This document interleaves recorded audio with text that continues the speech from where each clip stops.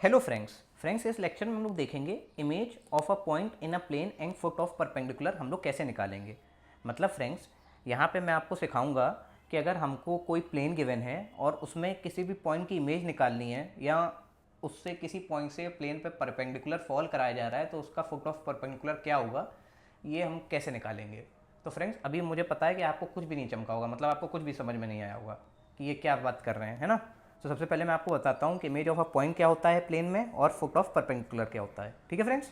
तो फ्रेंड्स देखिए, हम लोग जैसे आपको पता होगा आप शीशे के सामने खड़े होते हैं, मान लीजिए शीशा है, ठीक है, आप इसके सामने खड़े हुए हैं। तो जैसे अगर आप इससे कोई गिवन डिस्टेंस डी पे खड़े हुए हैं तो आपकी इमेज जो पीछे बनेगी शीशे के वो डी डिस्टेंस पे बनेगी, आपको पता ही होगा, है ना फ्रेंड्स। इसी तरीके से फ्रेंड्स पॉइंट का भी होता है। अगर मान लीजिए कोई पॉइंट है ए, उसको मैं किसी प्लेन के सामने रखता हूँ, ठीक है, प्लेन को आप शीशे की तरह इमेजिन कर लीजिए, ठीक है, और पॉइंट को समझ लीजिए कि आप शीशे के सामने खड़े हो, ठीक है। इस पॉइंट के कोऑर्डिनेट है फ्रेंड्स x1 y1 z1, ठीक है।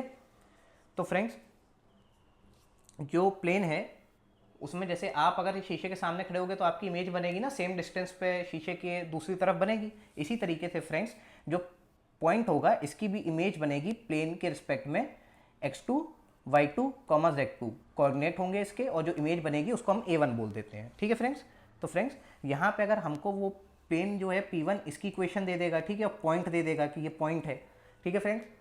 तो फ्रेंड्स अब हमको इस पॉइंट की इमेज निकालनी होगी प्लेन p1 के रिस्पेक्ट में, यही फ्रेंड्स हम लोग इस लेक्चर में देखेंगे, ठीक है फ्रेंड्स। अब फ्रेंड्स देखिए, मान लीजिए कोई पॉइंट s है, ठीक है, और कोई प्लेन p है, ठीक है।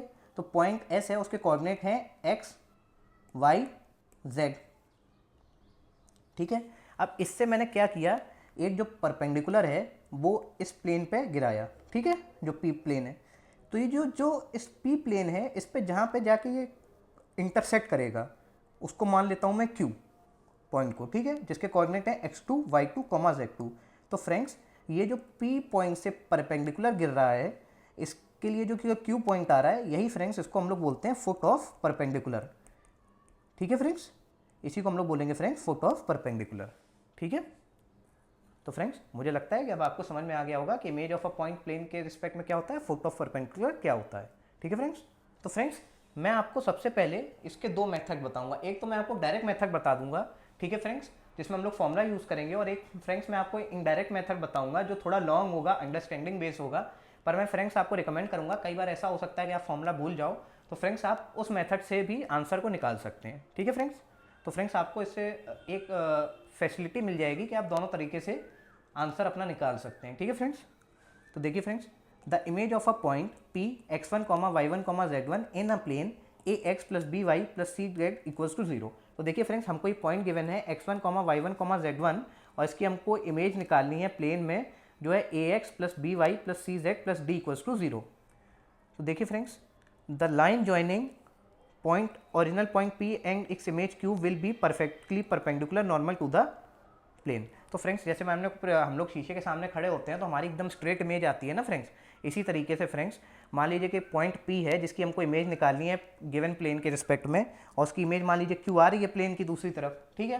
तो फ्रेंड्स वो परफेक्टली परपेंडिकुलर होगा ना, ऐसा थोड़ी ना वो तिरछा हो जाएगा, कोई एंगल आ जाएगा, क्योंकि प्लेन है। तो प्लेन को आप एकदम जैसे प्लेन मिरर हम लोग के घर में होता है उसकी तरह मानिए आप। तो फ्रेंड्स जो पॉइंट P है मान लीजिए वो ओरिजिनल पॉइंट है और हमको इसकी जो इमेज मिल रही है प्लेन के रिस्पेक्ट में वो Q मिल रही है फ्रेंड्स। तो फ्रेंड्स हमको पता है जो P और Q पॉइंट होंगे वो एकदम परफेक्टली परपेंडिकुलर होंगे प्लेन के, है ना। यही फ्रेंड्स यहाँ पे पॉइंट लिखा हुआ है, परपेंडिकुलर को हम लोग नॉर्मल भी बोलते हैं, ठीक है friends. Because it's perpendicular the direction ratio of this line are exactly the same as the normal vector of the plane.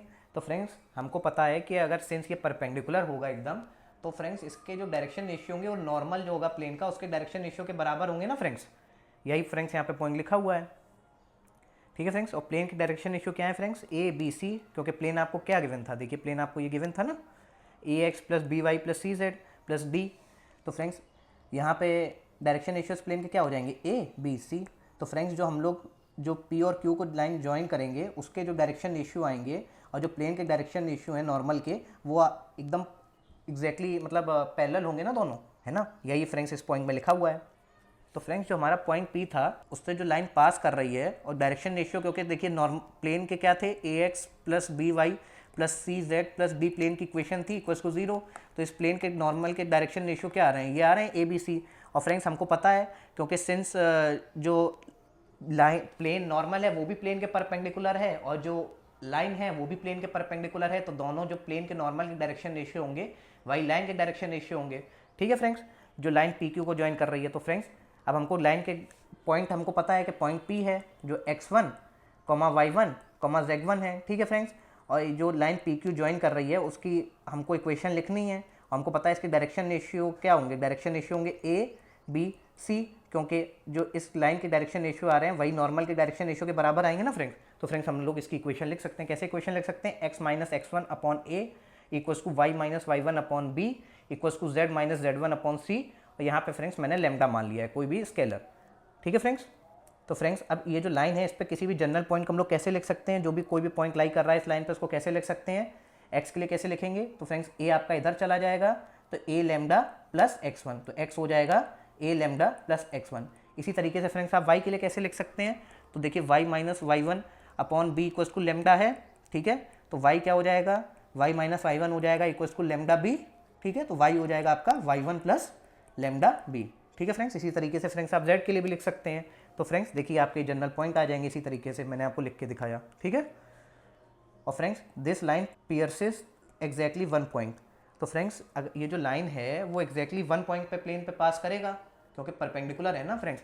Plane आपका ऐसे है और लाइन आपकी एकदम परपेंडिकुलर है तो एक ही पॉइंट पे कट करेगी ना, यही फ्रेंड्स यहाँ पे लिखा हुआ है। और फ्रेंड्स इसी को हम लोग फुट ऑफ परपेंडिकुलर मानेंगे, मैंने आपको दिखाया था, जिसका वो मैंने फ्रेंड्स यहाँ पे m मान लिया है। तो friends by substituting these coordinates into the plane equation we can solve for lambda.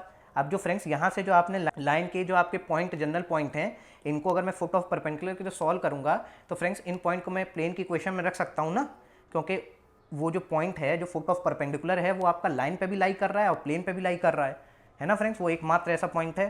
तो फ्रेंड्स मैं ये जो पॉइंट है इनको प्लेन की इक्वेशन में रख दूंगा, है ना फ्रेंड्स, और इससे मुझे लैम्डा की वैल्यू मिल जाएगी।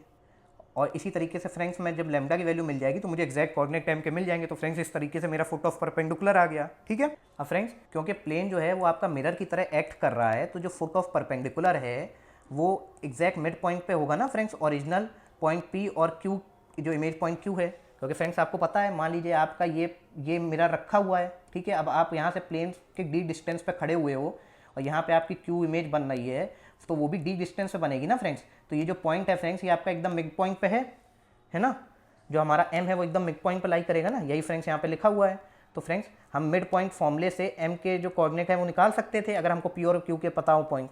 ठीक है, तो m के कोऑर्डिनेट को हम लोग ऐसे भी लिख सकते हैं। अगर मान लीजिए p का आपका कोऑर्डिनेट है x1, y1, z1, मैंने ये हम लोग ने माना ही था, और q के कोऑर्डिनेट मान लेते हैं x2, y2, z2। ठीक है फ्रेंड्स, तो फ्रेंड्स इन दोनों का मिड पॉइंट कैसे निकलेगा, तो इन दोनों का मिड पॉइंट कैसे निकलेगा, जो m है, m यहाँ पे फुट ऑफ परपेंडिकुलर है ना, और ये मिड पॉइंट है भी, मिड पॉइंट भी है p और q का, तो कैसे निकलेगा x1 plus x2 divided by 2।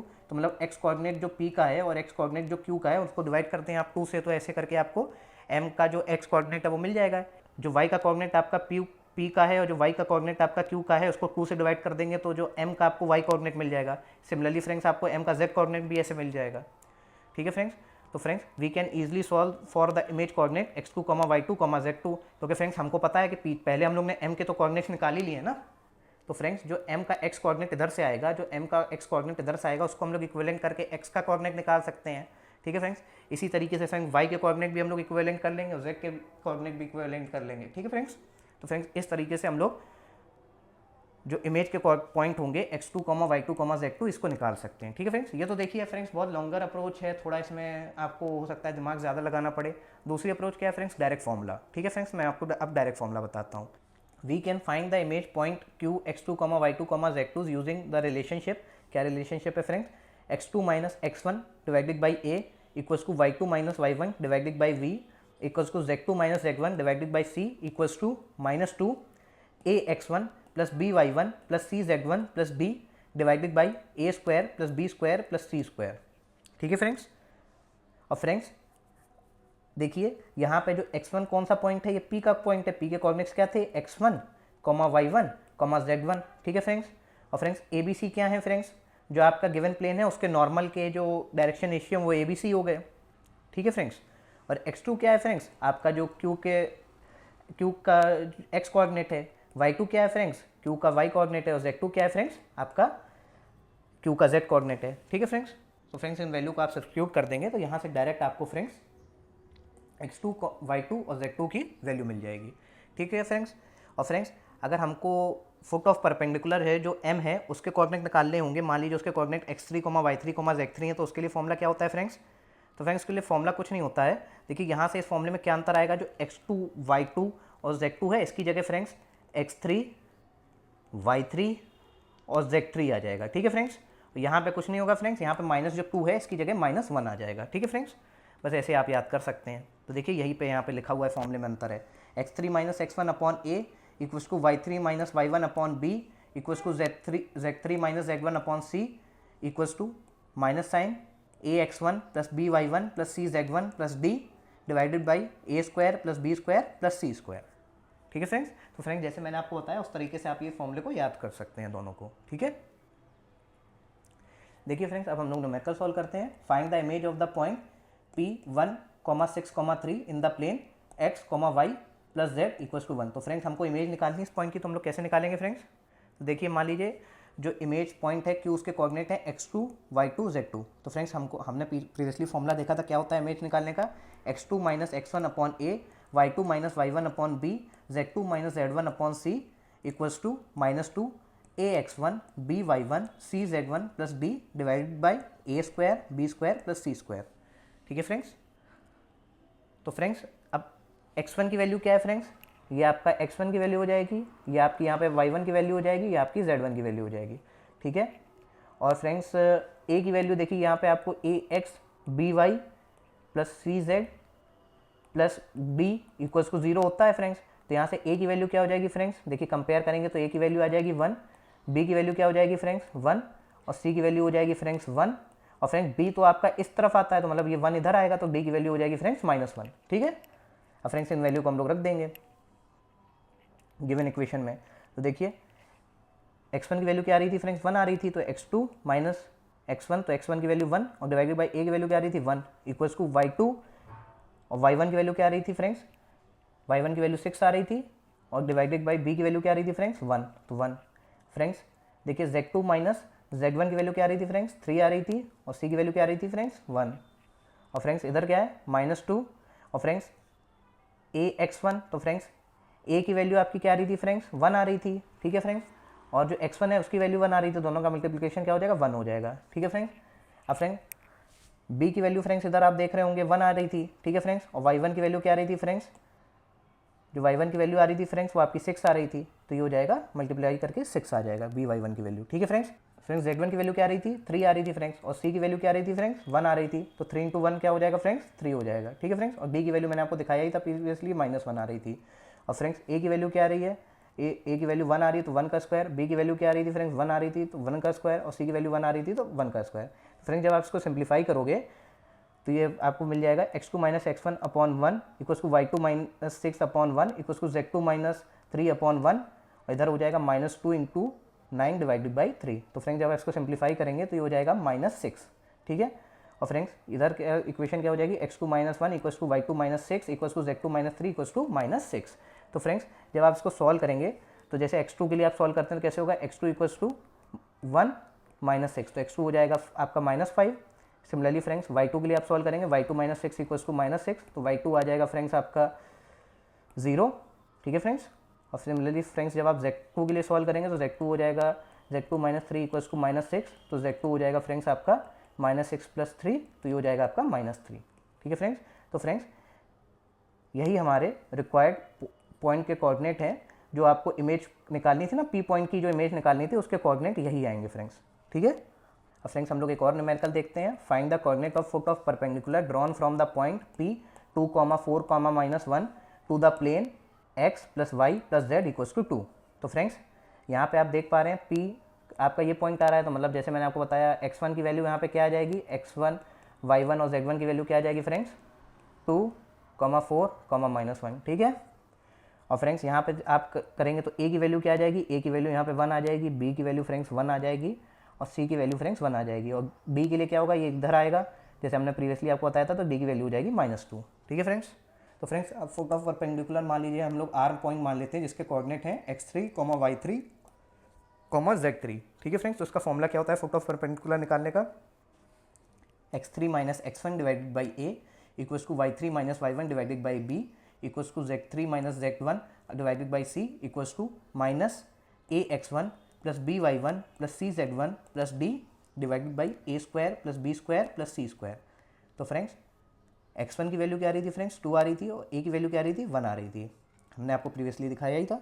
तो फ्रेंड्स y1 की वैल्यू क्या आ रही थी फ्रेंड्स? 4 आ रही थी। देखिए y1 क्या था फ्रेंड्स? y1 आपका 4 था। और फ्रेंड्स b की वैल्यू क्या आ रही थी? देखिए यहाँ पे 1 आ रही थी। ठीक है फ्रेंड्स। तो देखिए y1 आपका 4, b की वैल्यू 1।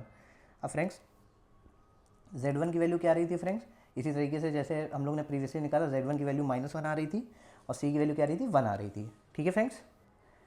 तो फ्रेंड्स का हम लोग ने प्रीवियसली निकाला था। देखिए यहाँ से आप देखेंगे तो ए बी सी की वैल्यू क्या आ रही थी फ्रेंड्स? 1 आ रही थी। ए भी 1 आ रहा है, बी भी 1 आ रहा है, सी भी 1 आ रहा है। तो देखिए इस इक्वेशन में अगर हम ए बी सी की वैल्यू 1 रख देंगे तो फ्रेंड्स ये क्या इक्वेशन हो जाएगी? x1 y1 प्लस z1 और प्लस d, और d की वैल्यू फ्रेंड्स आपकी क्या आ रही थी? -2। तो ठीक है फ्रेंड्स। तो ये इक्वेशन आपकी क्या बन जाएगी? x1 y1 plus z1 -2।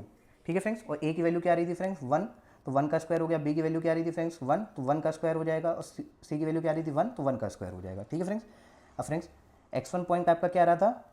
2 आ रहा था, तो 2 रख दिया मैंने फ्रेंड्स। y1 पॉइंट आपका क्या आ रहा था फ्रेंड्स? 4 आ रहा था, तो मैंने 4 रख दिया। और z1 पॉइंट क्या आ रहा था? -1, तो -1 रख दिया। ठीक है फ्रेंड्स। और -2 तो पहले से था ही। और फ्रेंड्स जब इसको सिंप्लीफाई करेंगे तो क्या हो जाएगा फ्रेंड्स? ये आपका 3 हो जाएगा। तो फ्रेंड्स जब आप फर्दर सिंप्लीफाई करेंगे तो आपको क्या मिलेगा?